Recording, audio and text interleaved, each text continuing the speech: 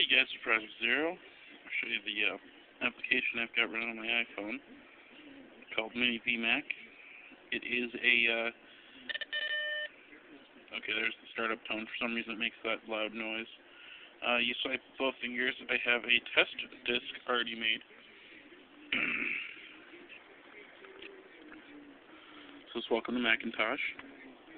I configured it so that the background's just completely black instead of that checkerboard thing. So now it just doesn't kind of vary when you zoom in and out. I also have it set for touchpad settings instead of direct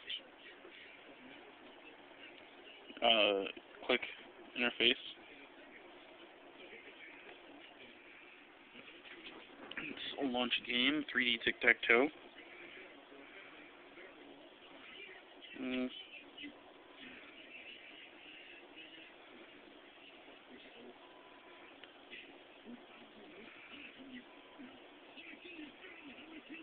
And I won.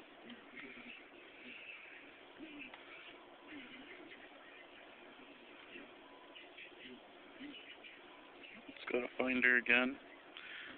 Coincidentally, we use the game in the background as you can explore your Finder.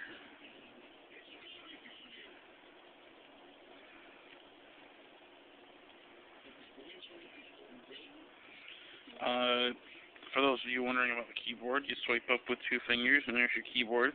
I have mine set to complete transparency, so you can actually see the trash can through the keyboard for when you're playing games or doing papers and whatnot. They haven't done a network thing yet, but you can actually use this and transfer the disk image onto a Mac, or even in Windows if you have the converter for it. Swipe in the other direction with two fingers and you have your menu for your keyboard, your mouse, which I have trackpad mode on. Mac sounds I have on, disk ejects, and disk images I have as deletable. Basically what I did is I took the image I originally had, which was the HFS24M, which is Mac OS 7.0.1, and I copied it over to my own disk that I named Test. Coincidentally, it will boot, and it also makes everything writable, like your settings and all that fun stuff. I did it at 128 megabytes, which is the maximum write disk space. It also allows me to have a custom desktop with, folders and files and all that fun stuff. So it's a lot easier to do that kind of stuff. But there's the About Mac section. It is a fully functioning Mac computer in a handheld form. Let's say let's go to Notepad and start using the keyboard. You can see it is actually typing. I'm sorry that you guys can't see it clearly, but my camera is not that good with auto-focusing in the video mode. Yeah, zooming in doesn't seem to help either. Alright, let's get out of that. Mouse over here and go click. I'm not too sure if you can actually use the notes on the desktop, but shut down, and then you can hit your home button. You can also just hit home button while you're doing something, and in the Mini Vmac icon, where the V is, it will actually show the desktop. So let's show that now.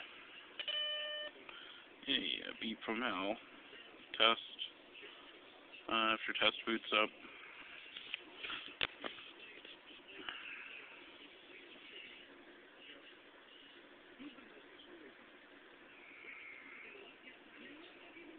Alright, everything's loaded. As you can see, the icon has changed. So that's about it. I don't know if I can find it again, but if you just Google Mini Vmac and iPhone, you should be able to find it. You can get it on Cydia. It works pretty well if you know what you're doing, honestly.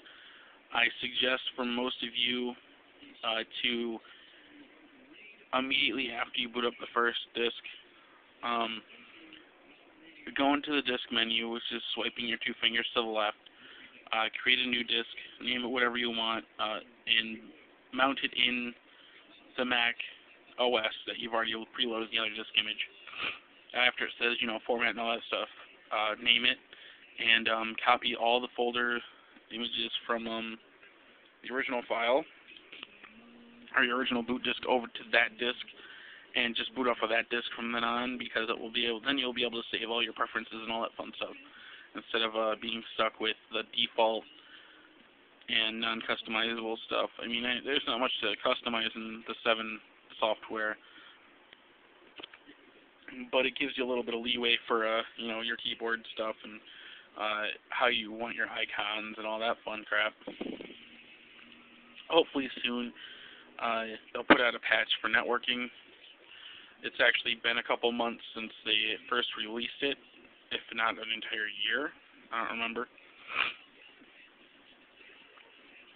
But networking is definitely needed, along with a browser support, or just a plain upgrade to OS 8 or 9 to a color interface would be nice.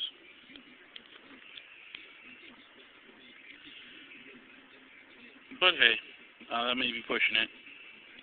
But I do have to say, it works flawlessly right now on the iPhone.